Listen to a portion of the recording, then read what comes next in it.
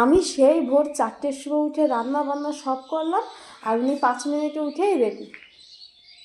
ছেলেদের ভাই রেডি হতে টাইম লাগে না, ঠিক তো আছে। যাচ্ছ কোথায় এখন?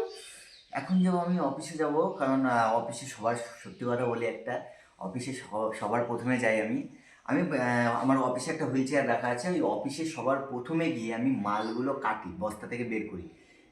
আর সিস্টেম অন করে, কম্পিউটার অন করে, সব সিস্টেম থেকে কাজ করে যে কটা আমাদের কাছে পিঠের মাল আছে, আমি সবার প্রথমে গেলে কাছে পিঠের মাল 2টো হোক, 5টা হোক, 10টা হোক, যে কটা আসে সে কটা আমি নিই।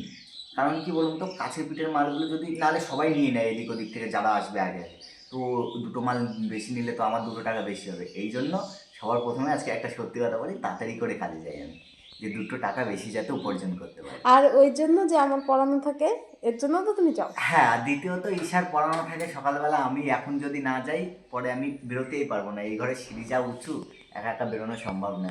তাই ঈশা আমাকে একবারে অফিসে তুলে দেয়, তুলেও পড়াতে চলে যায়, আর আমি অফিসের ভেতরে ঢুকে কাজ করতে শুরু করে দিই।